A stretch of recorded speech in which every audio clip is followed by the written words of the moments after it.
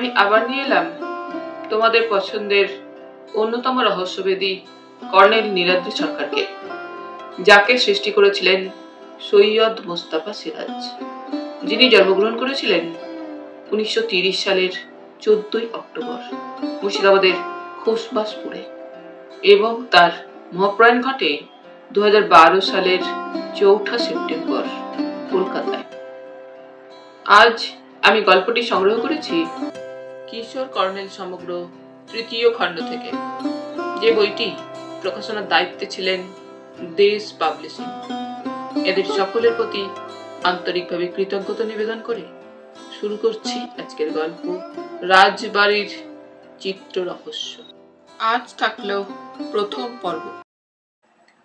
Private detective কে হালদার, আমাদের প্রিয় হালদার মশাই, খবরের কাগজ পড়ছিলেন। হঠাৎ তিনি বলে উঠলেন, খাইছে। জিজ্ঞেস করলাম, কি হলো হালদার মশাই? হালদার মশাই অ্যাক্টিভ নস্যি নাকে গুঁজে নোংরা রুমালে নাক মুছলেন। তারপর বললেন,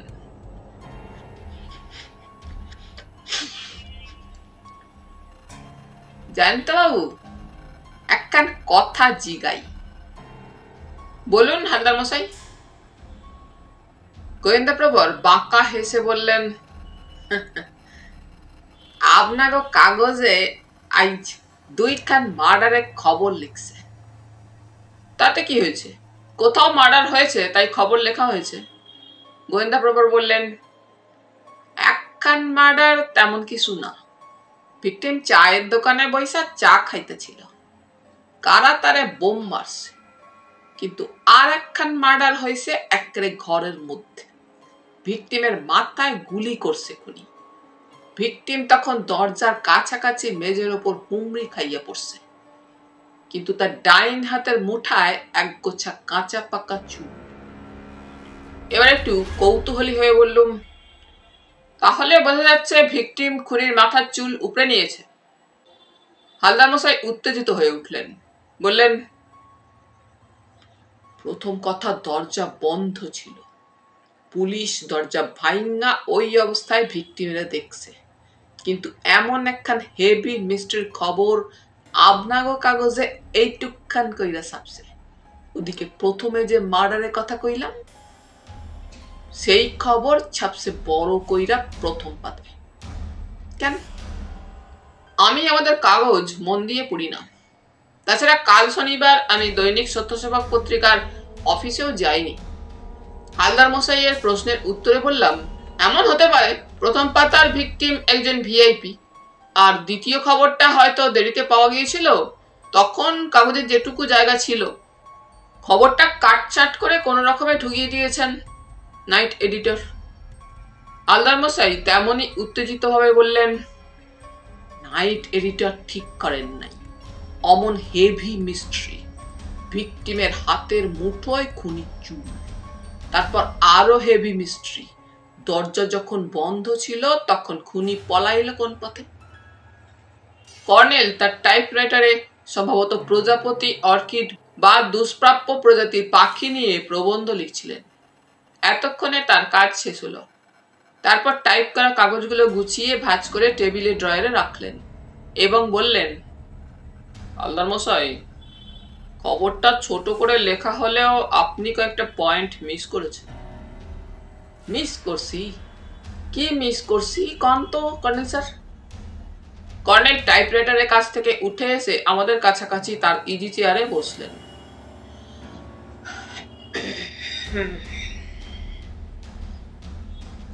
তারপর চুরুট ধরিয়ে বললেন,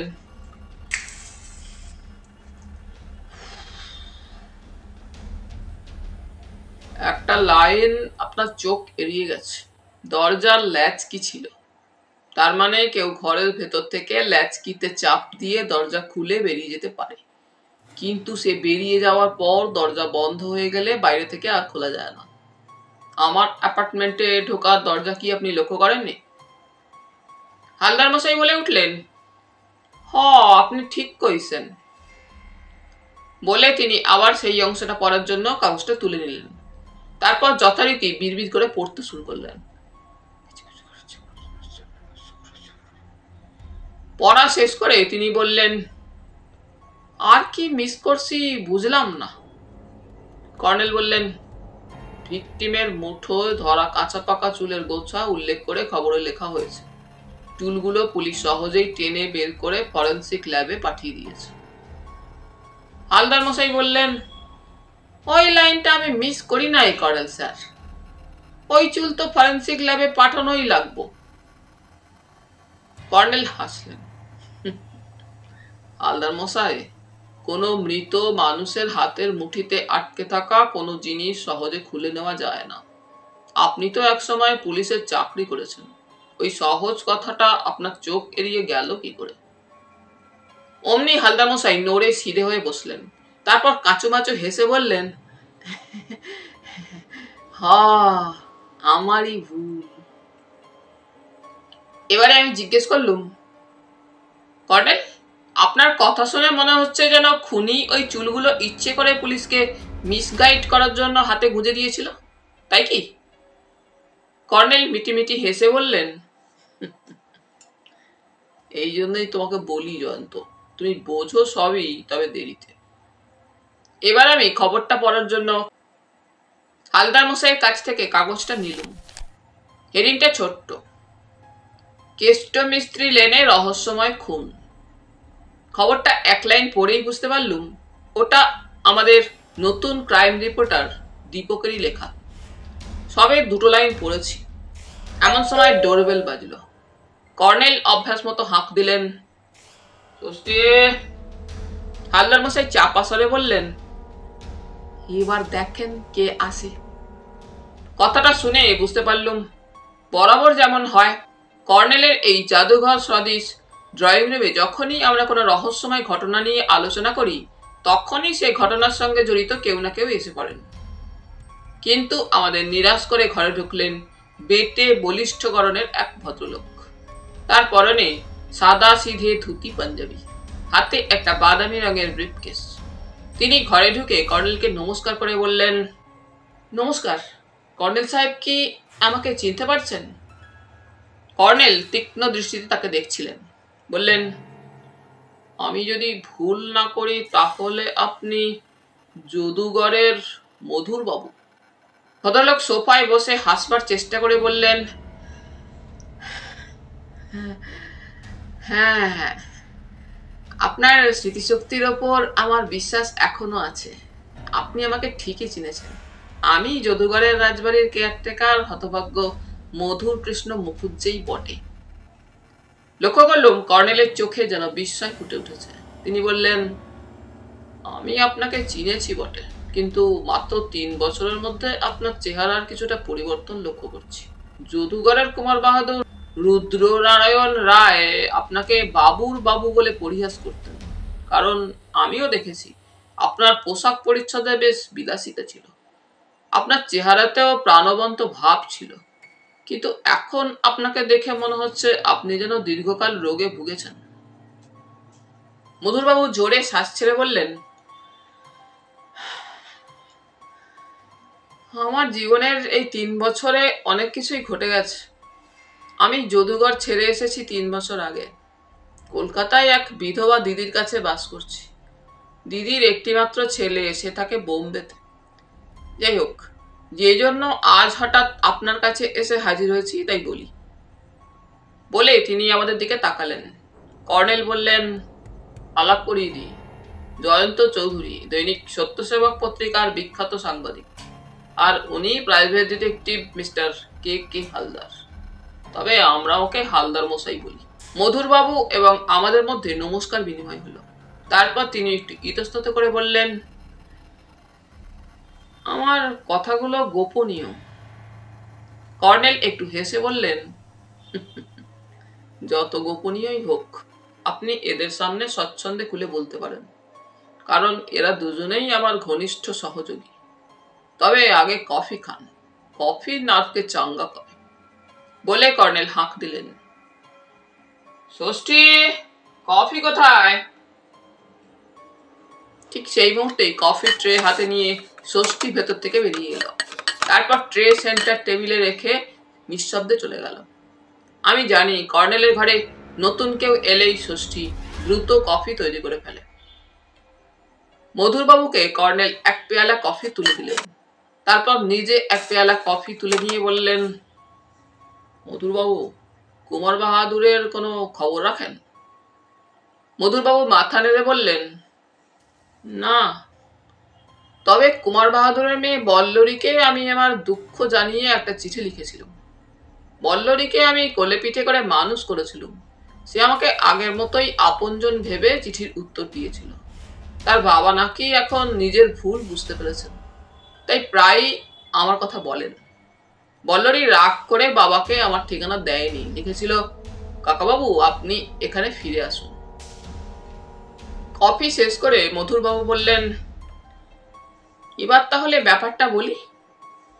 কর্নেল ইজি চেয়ারে হেলান দিয়ে চোখ বুজিয়ে বললেন, হ্যাঁ বলুন। মধুরবাবু আবার একটা শ্বাস ছেড়ে বললেন, ঘটনাটা ভারী অদ্ভুত। গত পরশু শুক্রবার বিকেলে অভ্যাস মতো আমি গঙ্গার ধারে বেড়াতে গিয়েছিলাম।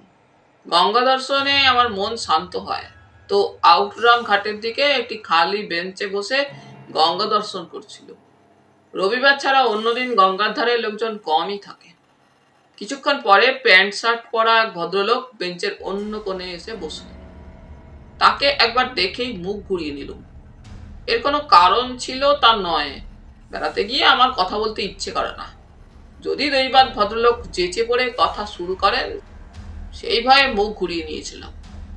ভদ্রলোকের মুখে একরাশ কাঁচা পাকা দাড়ি গোঁফ, মাথায় তেমনই এলোমেলো একরাশ কাঁচা পাকা চুল। প্যান্ট শার্ট জুতো অবশ্য বেশ পরিচ্ছন্ন। একটু পরে চোখের কোনা দিয়ে দেখলুম তিনি ব্রিফকেসের ওপর একটা কাগজ রেখে কিছু লিখছেন। লেখা শেষ হলে কাগজটা তিনি ভাঁজ করলেন, তারপর গঙ্গার দিকে আপন মনে তাকিয়ে রইলেন। কিছুক্ষণ পরে সূর্য লাল হয়ে যখন অস্ত যাচ্ছে, তখন লক্ষ্য করলুম তিনি ডান দিকে ঘুরে কি যেন দেখলেন। তারপর আমাকে ভীষণ অবাক করে বললেন, কিছু যদি মনে না করেন একটা অনুরোধ করব। আমি বললাম, অনুরোধের কি আছে বলুন। তিনি বললেন, প্লিজ আমার এই ব্রিফকেসটা আপনার কাছে রাখুন, আর এই চিঠিটা পড়ে দেখুন।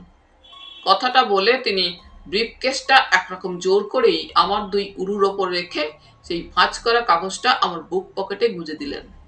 তারপর সবেগে পিছনের রেল লাইন ডিঙিয়ে তিনি গাছপালার আড়ালে উধাও হয়ে গেলেন। আমি তো ভীষণ হতবাক হয়ে গেছি। তারপর পকেট থেকে সেই ভাঁজ করা কাগজটা খুলে পড়তে পড়তে আমার বোধ বুদ্ধি গুলিয়ে গেল। কাগজটা আপনাকে দেখাচ্ছি। কর্নেল বললেন, আপনার হাতে যে ব্রিফকেসটা দেখছি ওটা নিশ্চয়ই সেই ভদ্রলোকের ব্রিফকেস। ঠিক ধরেছেন, এটা আমার হাতে মানায় না, বেশ দামি ব্রিফকেস, বলে তিনি বুক পকেট থেকে ভাঁজ করা একটা কাগজ কর্নেলকে দিলেন। কর্নেল ভাঁজ খুলতে খুলতে জিজ্ঞেস করলেন, একটা কথা, এই ব্রিফকেসটা কি আপনি খুলেছিলেন বা খোলার চেষ্টা করেছিলেন? মধুরবাবু বললেন, আগে না কর্নেল সাহেব, আপনি তো আমাকে ভালোই জানেন আমি কি প্রকৃতির মানুষ। হ্যাঁ, বলতে পারেন মানুষের স্বভাব বদলায়, কিন্তু আমি বদলাইনি। তাছাড়া আমার একটা ভয়ই পিছু ছাড়ছে না। যদি ব্রিফকেসটা খুলতে গেলেই কোনো সাংঘাতিক বিস্ফোরণ ঘটে যায়। আপনি তো জানেন আজকাল সন্ত্রাসবাদী বা জঙ্গিরা এভাবে বিস্ফোরণ ঘটায়। হালদার মশাই কান খাড়া করে কথা শুনছিলেন। তিনি বলে উঠলেন, ঠিক কইছেন, ওটার মধ্যে সাংঘাতিক এক্সপ্লোসিভ কিছু থাকতেও পারে। আর একটা কথা কই, আমি 34 বৎসর পুলিশে চাকরি করছি, তাই আমার সন্দেহ হইতাছে সেই ভদ্রলোক আপনার কোনো শত্রু চর হইতেও পারে। কি করেন কর্নেল স্যার? কর্নেল কাগজটা খটিয়ে পড়ে মধুরবাবুর দিকে তাকালেন। এটা একটা চিঠি। দেখা যাচ্ছে সেই ভদ্রলোক অর্থাৎ বারিন বলে যিনি স্বাক্ষর করেছেন, তাকে কি আপনি একটুও চিনতে পারেননি? না, এটাই আমার দুর্ভাগ্য। বারিনের সঙ্গে আমার শেষ দেখা বছর 10 আগে। সেই যদুঘরে তার ব্যবসার ব্যাপারে একজনের সঙ্গে দেখা করতে গিয়েছিল। দৈবাত রাস্তায় তার সঙ্গে দেখা হয়। তখন তার মুখে দাড়ি ছিল না, তাছাড়া গায়ের রং ছিল খুব ফর্সা।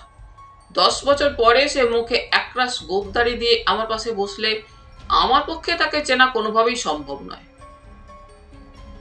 কর্নেল বললেন, দেখা যাচ্ছে সে আপনাকে চিনতে পেরেই আপনার কাছে এসে বসেছিল। বরং আমার অনুমান তার কোনো শত্রু ওই সময়ে গঙ্গার ধারে তাকে ফলো করে আসছিল। তাছাড়া চিঠি পড়ে এটুকু বোঝা যাচ্ছে সেই শত্রুর লক্ষ্য ছিল তাকে খুন করে ব্রিফকেসটা হাতানো। যাই হোক, চিঠির কথা পরে। এবার আপনি বলুন, তার অনুরোধ মতো আপনি কি কাল সকালে তার ঠিকানায় ব্রিফকেসটা পৌঁছে দিতে গিয়েছিলেন? আগে হ্যাঁ, কিন্তু সেখানে গিয়ে যা দেখলুম আর শুনলুম। কর্নেল তার কথার উপর বললেন, বারিনবাবু তার ঘরে খুন হয়েছে, তাই না? মধুরবাবু দুহাতে মুখ ঢাকলেন। আত্মসম্বরণ করে তিনি ধরা গলায় বললেন, আপনি ঠিকই ধরেছেন। আমি কেষ্ট মিস্ত্রি লেনে গিয়ে দেখি একটা দোতলা বাড়ির সামনে পুলিশের কয়েকটা গাড়ি, আর বাড়ির ভেতরে বাইরে পুলিশ গিজগিজ করছে। আমি সিগারেট খাওয়া ছেড়ে দিয়েছি অনেকদিন আগেই, কিন্তু কি ঘটেছে তা জানার জন্য একজন পান সিগারেট বিক্রেতার কাছে একটা সিগারেট কিনলুম। তারপর তাকে জিজ্ঞেস করলুম, এখানে এত পুলিশ কেন দাদা? লোকটা বলল, ওই বাড়ির দোতলায় এক ভদ্রলোক থাকতেন, তাকে কে বা কারা গত রাত্রে কখন খুন করে গেছে। সকালে একটা হোটেল থেকে ওর জন্য ব্রেকফাস্ট নিয়ে এসেছিল একটা লোক। সে দরজা বন্ধ দেখে ডাকাডাকি করে, কিন্তু সাড়া পায়নি। তারপর হঠাৎ তার চোখে পড়ে দরজার বাইরে চাপ চাপ খানিকটা রক্তের ছোপ।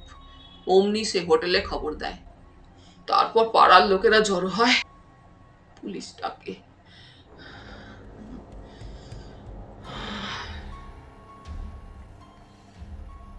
মধুরবাবু দম নিয়ে বললেন,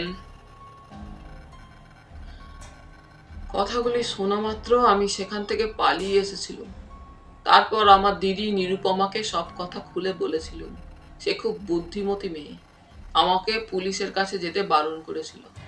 তার মতে পুলিশ আমার কথা বিশ্বাস করবে না, উল্টে আমাকেই হয়তো খুনি সাব্যস্ত করবে। তার চেয়েও বড় কথা, ব্রিফকেসে যদি চোরাই মাল থাকে। দিদির কথা শুনে আমি আর থানায় যাইনি। তারপর গত রাতে নানা কথা ভাবতে ভাবতে হঠাৎ আমার মনে পড়ে যায় আপনার কথা। আপনার নেম কার্ডটা আমি খুঁজে পাইনি। তাছাড়া দিদির বাড়িতে টেলিফোনও নেই। তাই সকাল হলে সোজা আপনার বাড়ি চলে এলুম। আপনার এ বাড়িতে আমি একবার কুমার বাহাদুরের চিঠি নিয়ে এসেছিলুম, আপনার নিশ্চয়ই মনে আছে। কর্নেল বললেন, হ্যাঁ, তবে আপাতত একটা কাজ জরুরি বলে মনে হচ্ছে। কাজটা হলো এই ব্রিফকেসটা খুলে ফেলো। চিন্তার কারণ নেই, আমার কাছে মেটাল বা এক্সপ্লোসিভ ডিটেক্টর যন্ত্র আছে। বলে কর্নেল উঠে গেলেন। আমরা হতবাক হয়ে বসে রইলুম। লক্ষ্য করছিলুম হালদার মশাইয়ের চোখ দুটি যথারীতি গুলি গুলি হয়ে উঠেছে এবং গোফের দুই সুচালো ডগা তীর তীর করে কাঁপছে।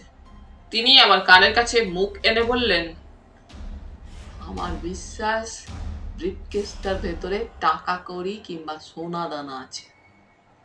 আমি কিছু বলার আগেই কর্নেল এসে ব্রিফকেসটার ওপর একটা ছোট্ট ডিটেক্টর ছোঁয়ালেন।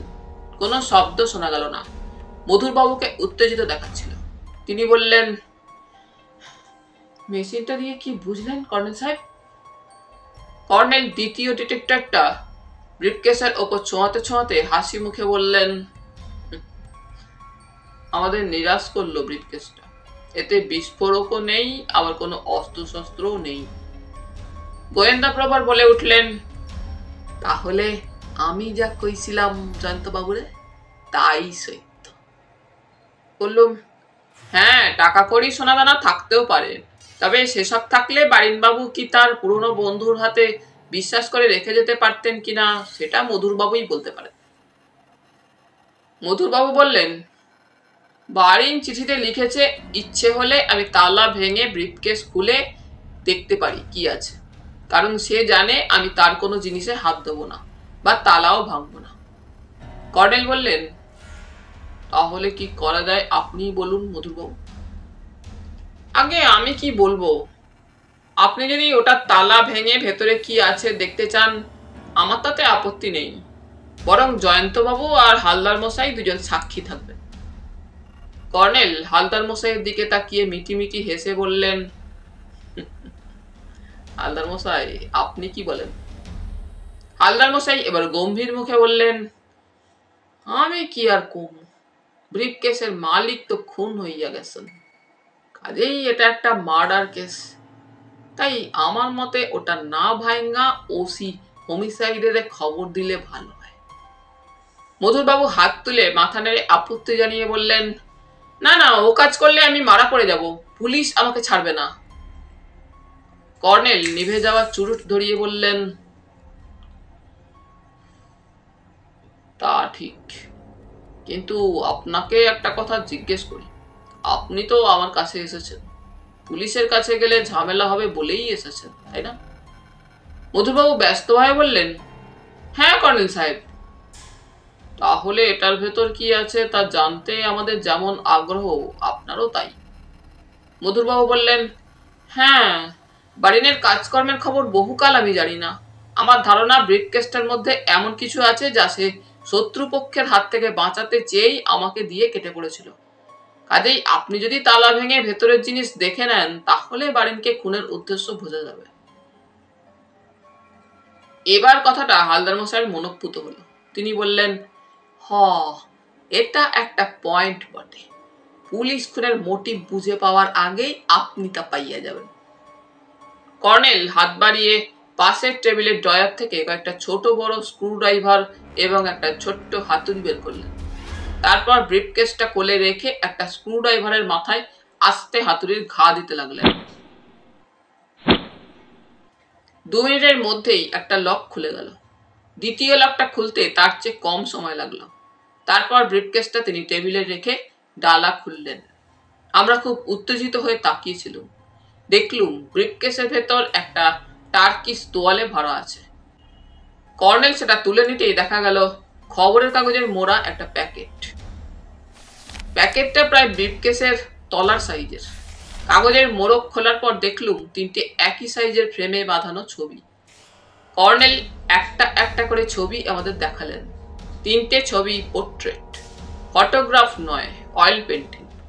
একটা ছবি নানা অলংকারে সেজে থাকা এক মহিলার, বাকি দুটো দুজন পুরুষের, একজন যুবক অন্যজন বয়স্ক। 3টে ছবি দেখেই বোঝা যায় এই মানুষগুলি অভিজাত পরিবারের। কর্নেল আতস কাচের সাহায্যে পরীক্ষা করে দেখে বললেন, 3টে ছবির চিত্রকর একজন সাহেব বলে মনে হচ্ছে।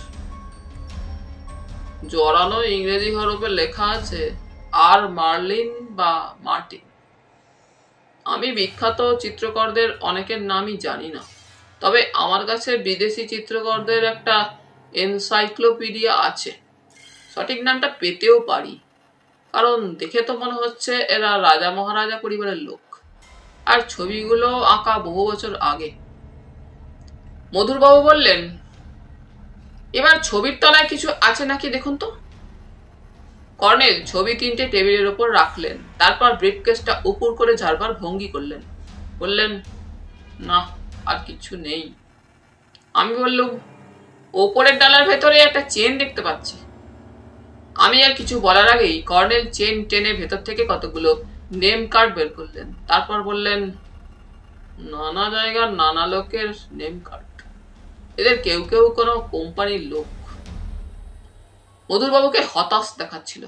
তিনি বিস্ময়ের সুরে আসতে বললেন, এই 3টে ছবির জন্য বাড়িন এমন করে ভয় পেয়ে পালালোই বা কেন? সে কি এই ছবিগুলোর জন্যই খুন হয়ে গেল? কর্নেল সাহেব, আমার মাথা গুলিয়ে যাচ্ছে। আপনি এই অদ্ভুত ঘটনার পিছনে কি আছে তা জানতে পারবেন, কারণ আপনার পরিচয় আমি ভালোই জানি। কর্নেল ইজি চেয়ারে হেলান দিয়ে বললেন,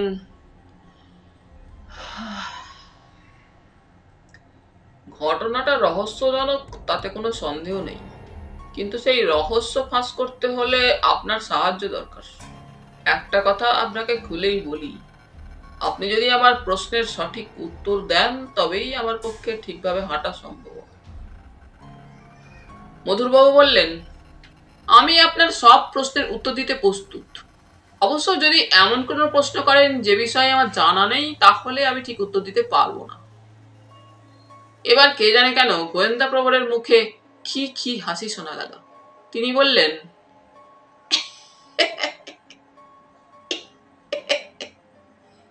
এটা যে আদালতের ব্যাপার হইয়া গেল, যাহা বলিব সত্য বলিব, মিথ্যা বলিব না। কর্নেল হেসে উঠলেন। ঠিক ধরেছেন। যাই হোক মধুরবাবু, প্রথমে আপনি আমার এই প্রশ্নটার উত্তর দিন। বারিনবাবুর পুরো নাম কি, আর তার সঙ্গে কবে, কোথায়, কোন সূত্রে আপনার পরিচয় হয়েছিল? মধুরবাবু বললেন, বারিনের পুরো নাম বারেন্দ্রনাথ সিনহা। ওর সঙ্গে আমার প্রথম আলাপ যদুগড় রাজ হাই স্কুলে। ওর বাবা ছিলেন রেলের অফিসার। যদুগড়ে বদলি হয়ে আসার পর বারিনকে তিনি ক্লাস 6-এ ভর্তি করে দেন। বারিন ছিল খুব আলাপি ছেলে। আমার সঙ্গে ওর হৃদ্যতা ছিল সবচেয়ে বেশি। তখন আমার বাবা ছিলেন যদুগড় রাজ পরিবারের ম্যানেজার। যাই হোক, আমরা দুজনে ওখান থেকে ম্যাট্রিক পাস করে পাটনার কলেজে পড়ছিলাম। বিএ পাস করে বারিন কোথায় চলে গিয়েছিল জানি না। ওর বাবা রিটায়ার করে যদুগড়েই বাড়ি করেছিলেন। তার কাছে বারিনের কথা জানতে চাইলে তিনি রাগ করে বলতেন, ওই হতভাগার কথা তুমি জিজ্ঞেস করো না আমাকে, আমি জানি না সে কোথায় কি করছে। কর্নেল বললেন, তারপর বারিনের সঙ্গে আপনার আবার কবে দেখা হয়েছিল? আগেই বলেছি, বছর 10 আগে। সে যদুগড়ে কোনো কোম্পানির ব্যবসার কাজে এসেছিল। বারিনবাবুর বাবা কি তখন বেঁচে ছিলেন? না, তিনি মারা যাওয়ার পর বারিনের মা তার একমাত্র মেয়ের বিয়ে দিয়েছিলেন ভাগলপুরে। তারপর তিনি যদুগড়ের বাড়িটা বিক্রি করে দিয়ে জামাইয়ের কাছে গিয়ে থাকতেন। বারিন আপনার কাছে এসব কিছু জানতে চায়নি নাকি সে তার মায়ের এবং বোনের খবর জানতো? মধুরবাবু একটু চুপ করে থাকার পর বললেন, বারিন একথা জানতো না। সে বলেছিল সে তখন বোম্বেতে বড় একটা কোম্পানিতে কাজ করে। সেই কাজের সূত্রেই তাকে যদুগড়ে আসতে হয়েছে। আমি তাকে রাজবাড়িতে আমাদের কোয়ার্টারে থাকার জন্য অনুরোধ করেছিলাম, কিন্তু সে বলেছিল তার হাতে আর সময় নেই, এক্ষুনি তাকে পাটনায় চলে যেতে হবে। আচ্ছা মধুরবাবু, একটু স্মরণ করার চেষ্টা করুন তো, যদুগড়ে কোন ব্যবসায়ীর কাছে বারিনবাবু এসেছিলেন? তা কি তিনি আপনাকে বলেছিলেন? মধুরবাবু চোখ বুজে কিছুক্ষণ আঙুল ফুটলেন, তারপর চোখ খুলে বললেন, হ্যাঁ, বারিন আমাকে বলেনি, কিন্তু আমি তাকে হরদয়াল ট্রেডিং এজেন্সি অফিস থেকে বেরিয়ে আসতে দেখেছিলাম। কর্নেল বললেন, ওই অফিসটা যে ব্যবসা সংক্রান্ত তা বোঝা যাচ্ছে। আপনি নিশ্চয়ই জানেন বা জানতেন ওরা কিসের ব্যবসা করত? মধুরবাবু এবার বিকৃত মুখে বললেন, হরদয়াল ইলেকট্রনিক জিনিসপত্রের ব্যবসা করত, কিন্তু যদুগড়ে ওর বদনাম ছিল স্মাগলার বলে। একবার ওকে পুলিশ গ্রেপ্তারও করেছিল। হংকং থেকে, নেপাল থেকে যেসব ইলেকট্রনিক জিনিস চোরাচালান হয়, সেই চক্রের সঙ্গে হরদয়ালের যোগাযোগ ছিল। এখন কি ওই ট্রেডিং এজেন্সিটা আছে? 3 বছর আগে আমি যদুগড় থেকে চলে এসেছি, তখন ওটা ছিল তা দেখেছি। হরদয়াল মারা গেলে তার ছেলে রামদয়াল ব্যবসা চালাতো। এই 3 বছরে সেটা উঠে গেছে কিনা জানি না। কর্নেল বললেন, আপাতত আমার আর কোনো প্রশ্ন নেই, এবার আপনি আপনার কলকাতার ঠিকানা দিন।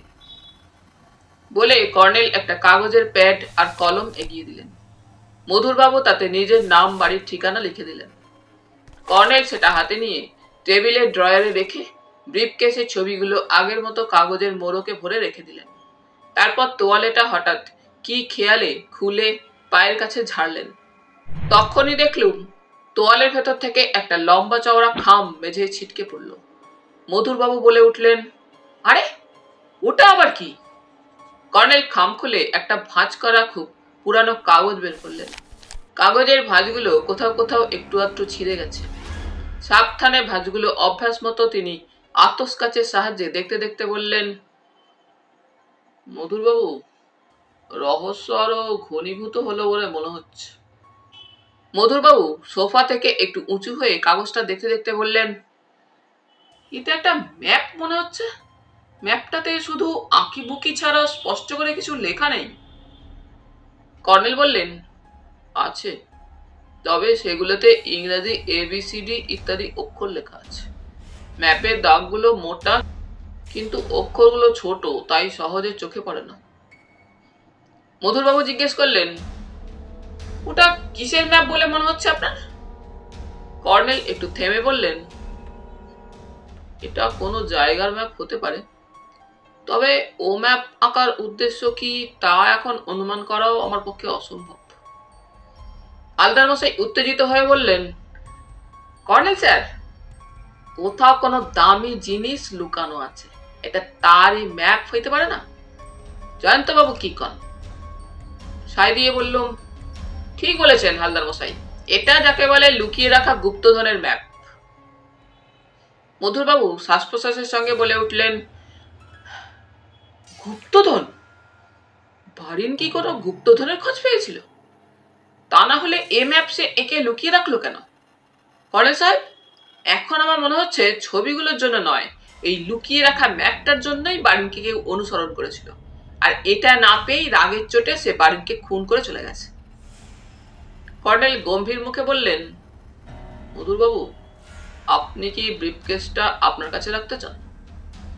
মধুরবাবু হাত এবং মাথা জোরে নেড়ে বললেন, না না কর্নেল সাহেব, ওই সর্বনেশের জিনিস আমার কাছে রেখে আমি কি স্বেচ্ছায় কারো হাড়ি কাঠে গলা গলিয়ে দেব? ওসব সাংঘাতিক জিনিস আপনিই রাখুন। আর আমার একটা অনুরোধ, বারিন আমার এক সময়কার ঘনিষ্ঠ বন্ধু ছিল, তার এই শোচনীয় পরিণতির জন্য আমার মনে খুব আঘাত লেগেছে।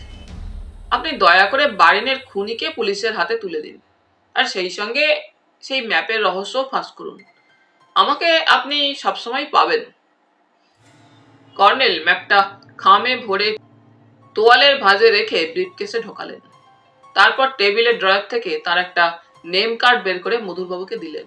বললেন, দরকার হলে আপনি আমাকে ফোন করবেন, আর যদি প্রয়োজন মনে করেন আপনার দিদিকেও আমার কথা খুলে বলবেন, কারণ তার সাহায্য যে আমার লাগবে না এমন কথা বলা যায় না। মধুরবাবু চলে যাওয়ার সময় আমাকে ও হালদার মশাইকেও নমস্কার করে গেলেন। কর্নেল ব্রিফকেসটা নিয়ে ভেতরের ঘরে চলে গেলেন। বুঝতে পারলুম তিনি এই কেসটাতে খুব গুরুত্ব দিচ্ছেন। গুরুত্ব দেওয়ারই কথা, কারণ এই ব্রিফকেস কেন্দ্র করে যা ঘটেছে তা প্রচন্ড রহস্যময়।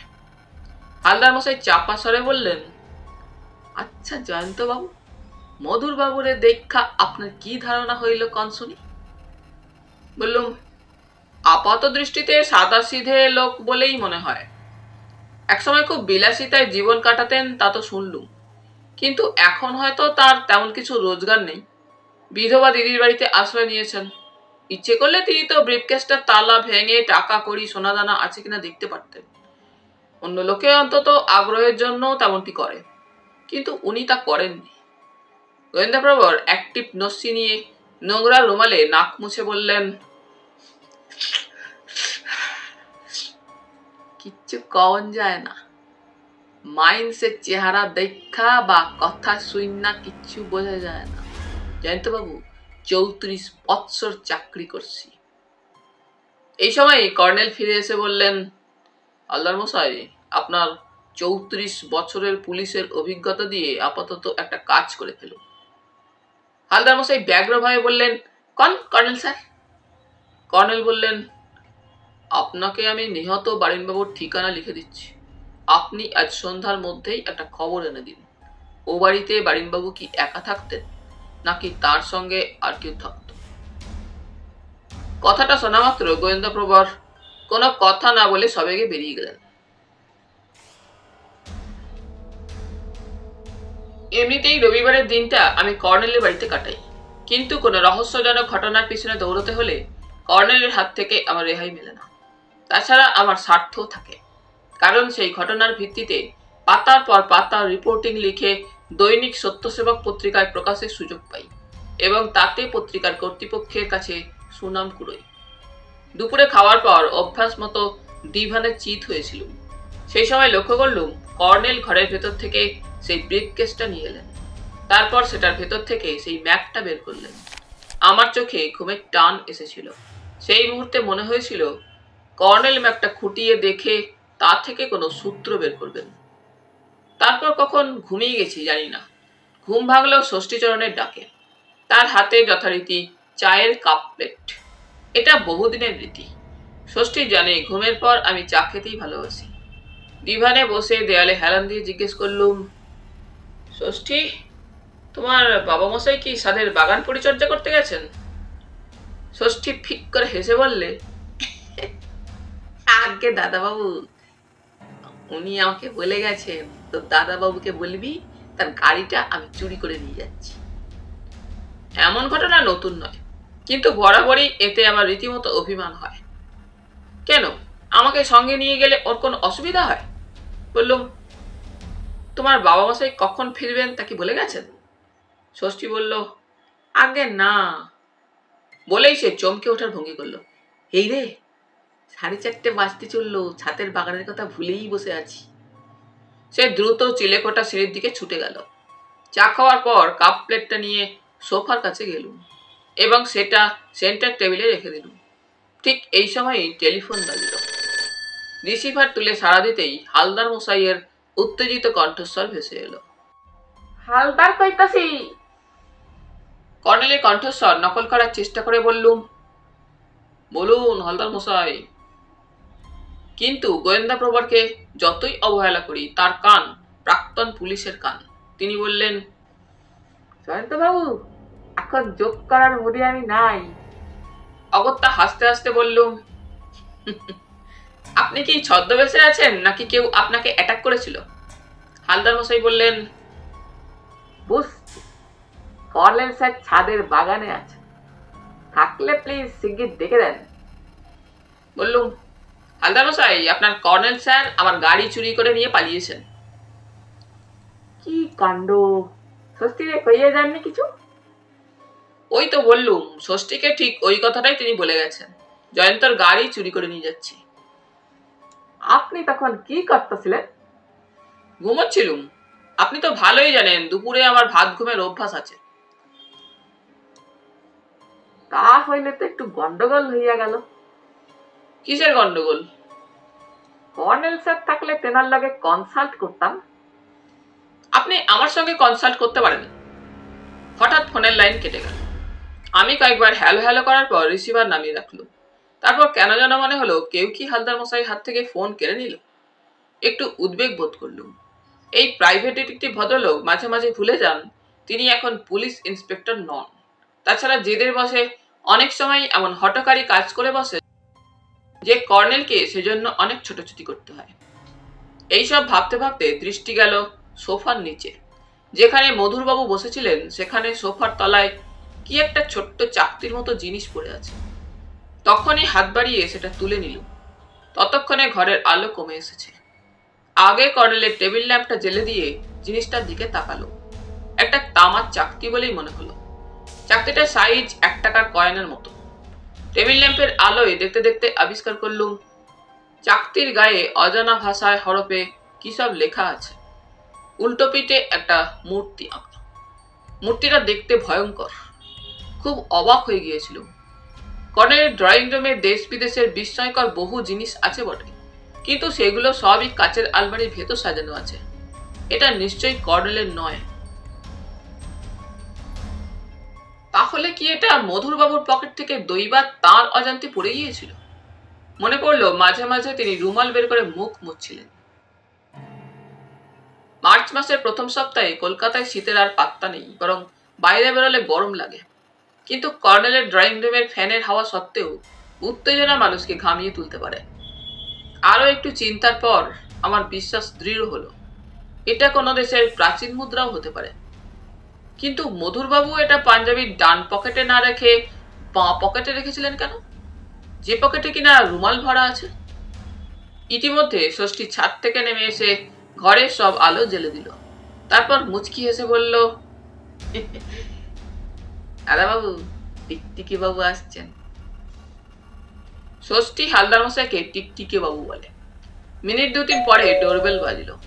ষষ্ঠী পিছনে করিডর দিয়ে গিয়ে বাইরের লোকেদের জন্য দরজা খোলে, কিন্তু তাকে দরজা খুলতে নিষেধ করে আমি নিজেই ড্রয়িং রুমের সংলগ্ন ছোট ওয়েটিং রুমটা দিয়ে এগিয়ে গেলুম।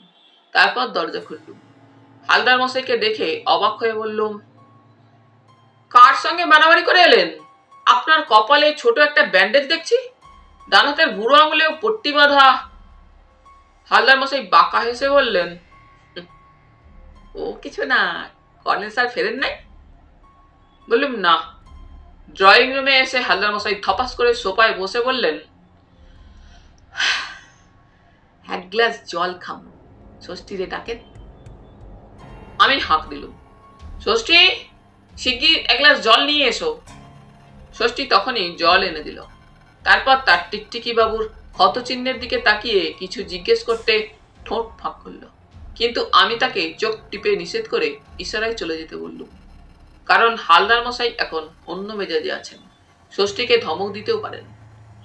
ষষ্ঠী চলে যাওয়ার পর জিজ্ঞেস করলুম, মনে হচ্ছে আপনার ওপর কেউ হামলা করেছিল? হালদার মশাই জলের গ্লাস রেখে একটিপ নস্যি নিলেন।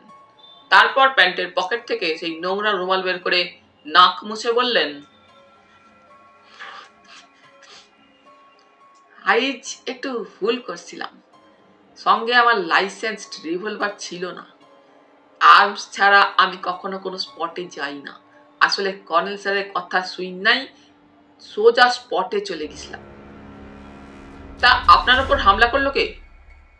গোয়েন্দা প্রবর ক্ষোভের সঙ্গে বললেন, আমি তখন আপনার লগে ফোনে কথা কইতেছিলাম।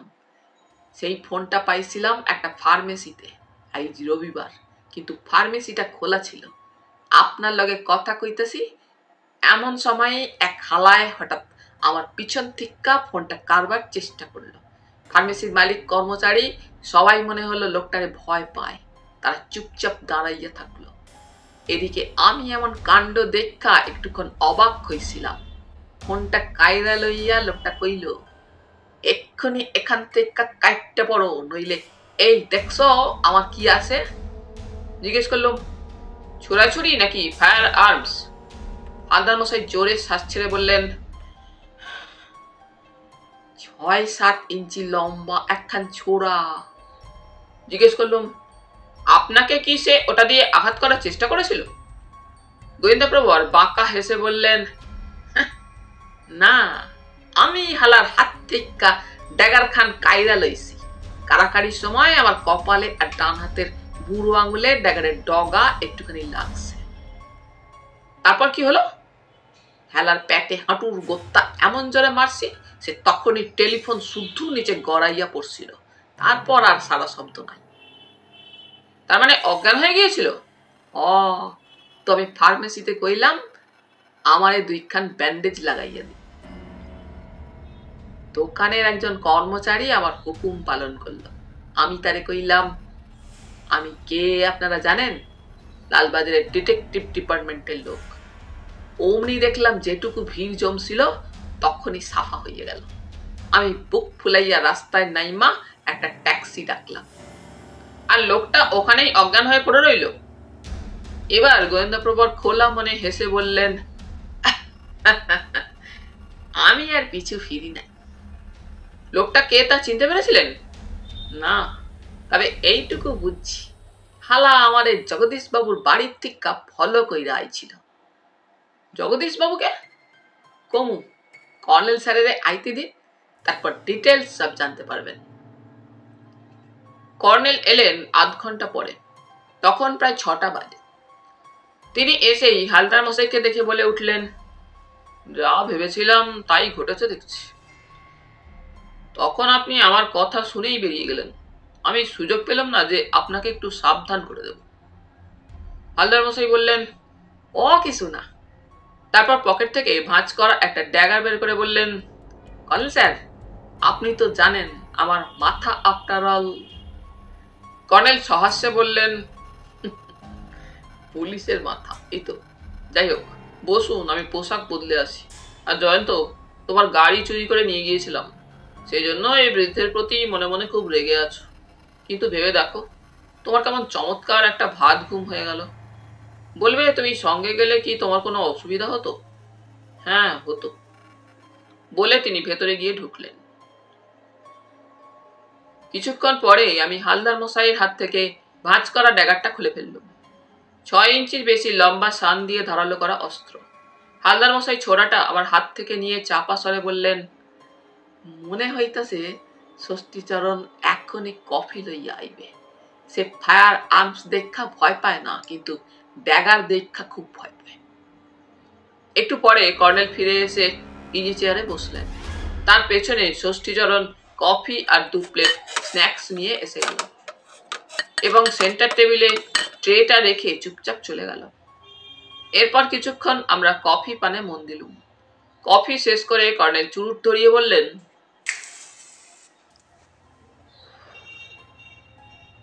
এবার হালদার মশাইয়ের রিপোর্ট শোনা যাক। হালদার মশাই ইনিয়ে বিনিয়ে যে ঘটনা শোনালেন তা সংক্ষেপে এই। কর্নেলের কথা অনুসারে হালদার মশাই বারিনবাবুর বাড়িতে গিয়েছিলেন।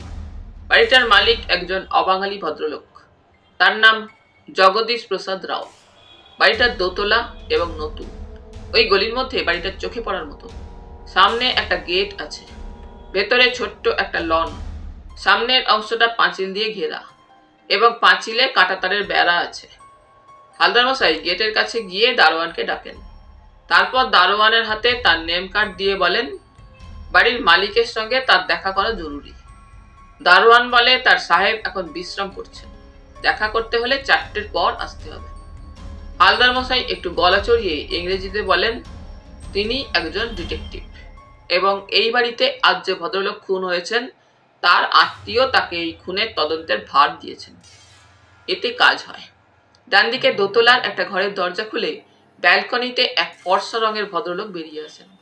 তিনি কথাটা শুনতে পেয়েছিলেন, তাই দারোয়ানকে বলেন হালদার মশাইকে যেন নিচের বসার ঘরে নিয়ে আসে।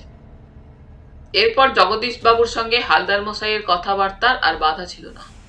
জগদীশ বাবু বলেন নিহত বারিনবাবু ছিলেন তার একজন বন্ধু মাত্র, তার বেশি কিছু নয়।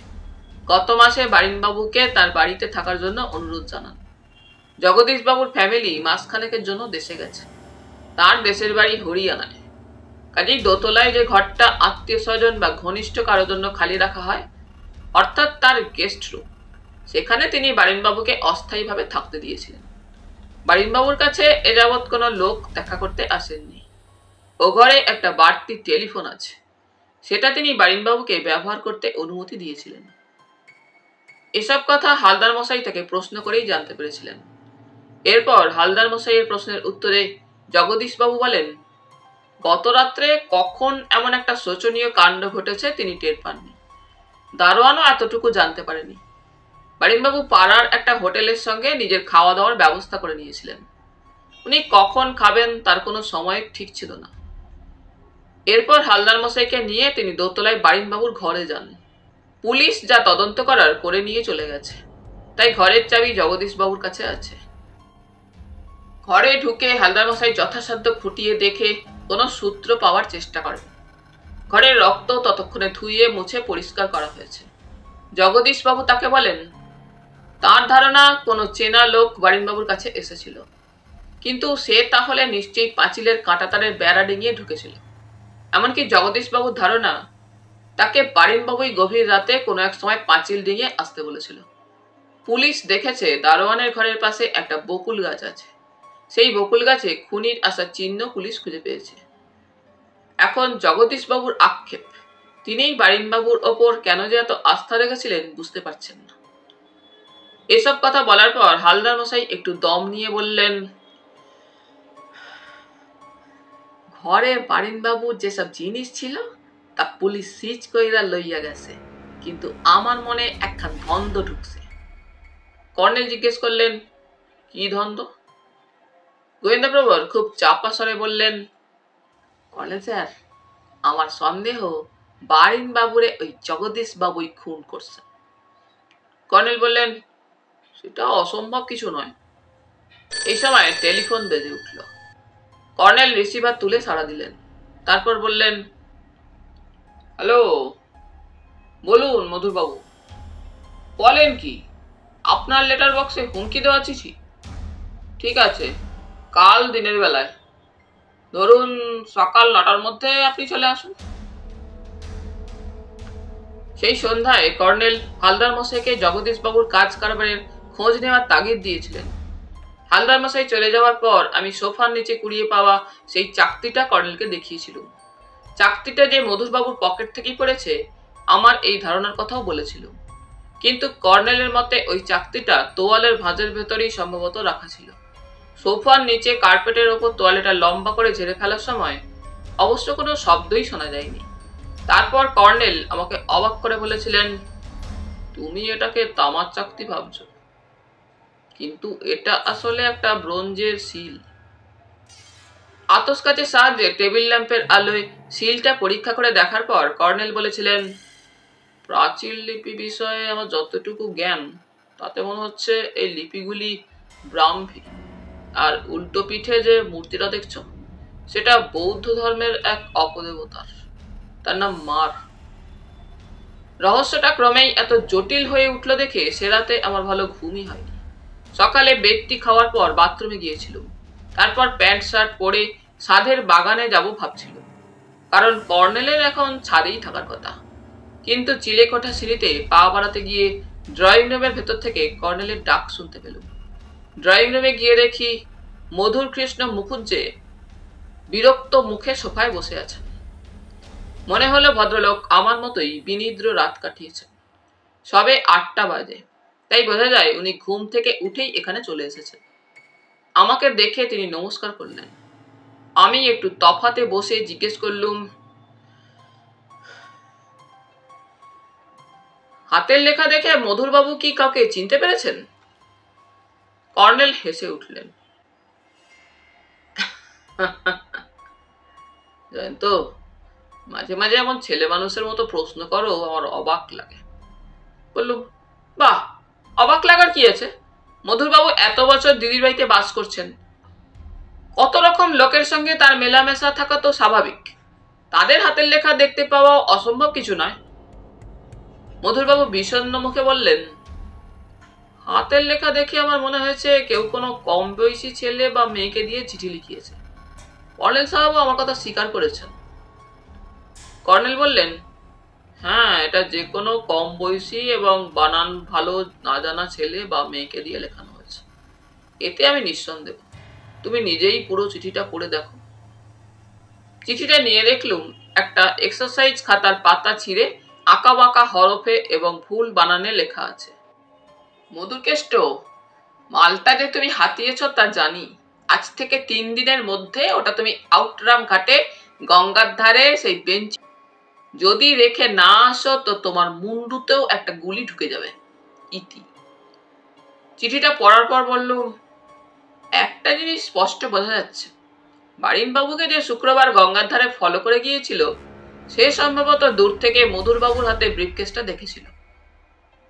কিন্তু প্রশ্ন হলো, মধুরবাবুর মতো নিরীহ মানুষের কাছ থেকে সে তো শুক্রবার রাতেই সোজা ওর দিদির বাড়িতে ঢুকে ওটা কেড়ে নিয়ে আসতে পারত, বিশেষ করে তার কাছে যখন পিস্তল বা রিভলভার আছে। মধুরবাবু বললেন, আমার দিদিকে আপনি দেখেননি, সে পাড়ায় খুব জনপ্রিয়, তার ডাকে পাড়া শুদ্ধ এসে হাজির হবে। এই চিঠি যে লিখেছে সে নিশ্চয়ই এ কথাটা জানে।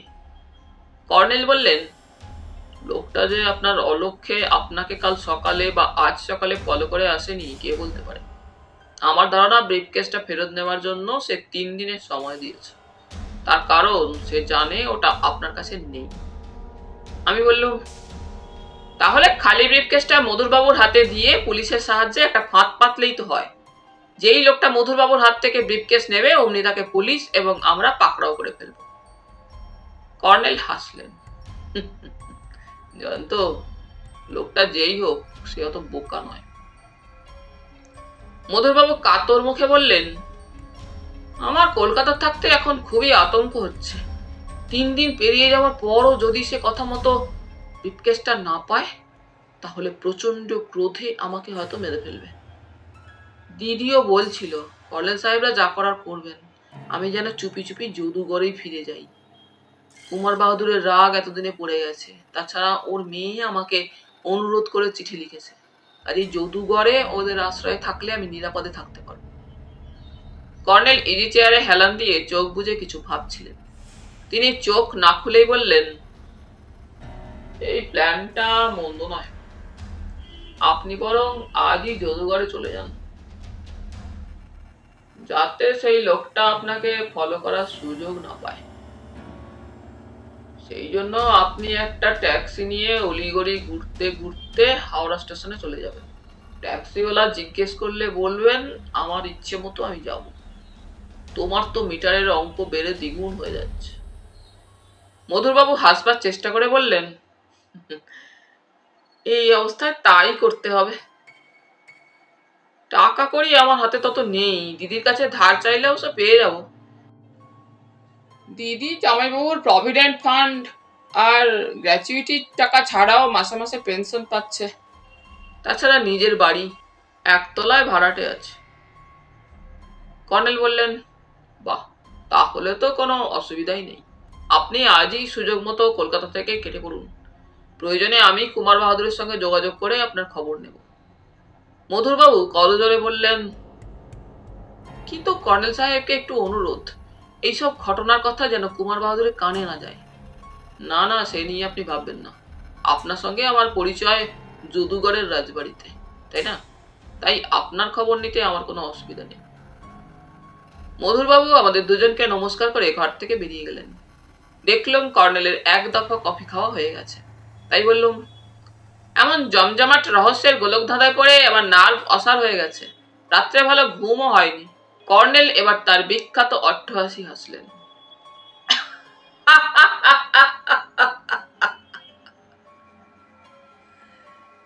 এবং যথারীতি ষষ্ঠীকে দেখলুম পর্দার ফাঁক দিয়ে মুখ বাড়িয়ে আছে। কর্নেল হাঁক দিয়ে বললেন, ষষ্ঠী, 5 মিনিটের মধ্যে কফি না আনলে তোর গর্দান যাবে। ষষ্ঠীর মুখ পর্দার আড়ালে হারিয়ে গেল।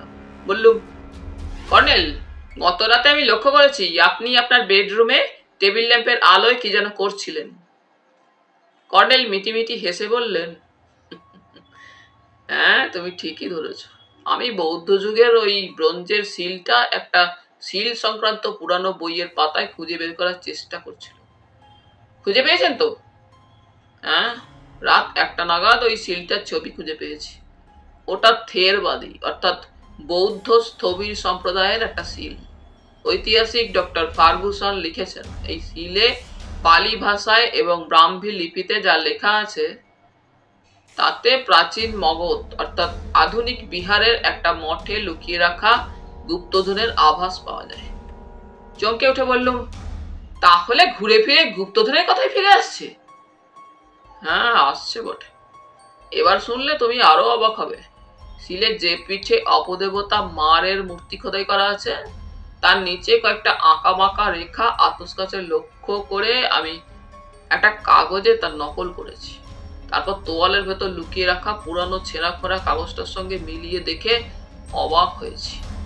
সিলের আঁকা বাঁকা রেখাগুলো আসলে একটা ম্যাপ, যে ম্যাপ বড় আকারে পুরানো কাগজে আমরা দেখেছি। এই সময় ষষ্ঠীচরণ ট্রেতে কফি আর স্ন্যাক্স রেখে গেল। কফি খেতে খেতে বললুম,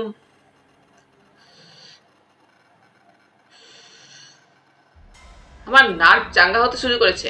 আমার চোখে এখন কি ভাসছে জানেন? কর্নেল বললেন, প্রাচীন মগধ অর্থাৎ আধুনিক বিহার। আমি উত্তেজিত ভাবে বললুম, কর্নেল, এমন কি হতে পারে না বিহারের কোথাও সেই মঠের ধ্বংসাবশেষ বারিনবাবু আবিষ্কার করেছিলেন, কিন্তু গুপ্তধন নিশ্চয়ই খুঁজে পাননি। আপনি কি বলেন? ঠিক বলেছো ডার্লিং। হাসতে হাসতে বললুম, যাক, অনেকদিন পরে আবার আপনার মুখ থেকে ডার্লিং শব্দটা বেরোলো। তার মানে আপনার অঙ্ক ঠিক পথেই এগোচ্ছে। এই চক অঙ্ক নয়, মনে হচ্ছে সিঁড়ি ভাঙা অঙ্ক, অর্থাৎ ভগ্নাংশের অঙ্ক, তাই বড় জটিল।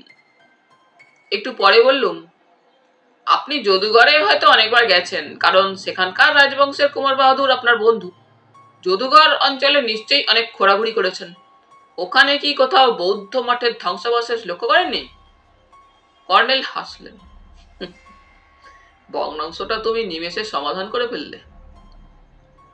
এমন কি হতে পারে না? বিহারে তো বহু জায়গায় বৌদ্ধদের কীর্তিকলাপের নিদর্শন ছড়িয়ে আছে। কর্নেল কি বলতে যাচ্ছিলেন, এমন সময় ডোরবেল বাজল। তিনি অভ্যাস মতো হাঁকলেন, ষষ্ঠী। একটু পরে সবেগে প্রবেশ করলেন private detective K K Haldar. তিনি সোফায় বসে বললেন, মর্নিং কর্নেল স্যার। মর্নিং জয়ন্তবাবু। কর্নেল বললেন, কোনো সুখবর এনেছেন মনে হচ্ছে হালদার মশাই। হালদার মশাই মুচকি হেসে বললেন, খবর একখান আনছি, তা সু কিংবা কু এখনো জানি না, তবে আগে ষষ্ঠী রাতের কফি খামো, নার্ভ চাঙ্গা করুম, তারপর সব কম। ষষ্ঠী হালদার মশাইকে দরজা খুলে দিয়েই তার জন্য স্পেশাল কফি তৈরি করতে গিয়েছিল। শিগগির সে কফি নিয়ে এলো। হালদার মশাই কফিতে চুমুক দিয়ে বললেন,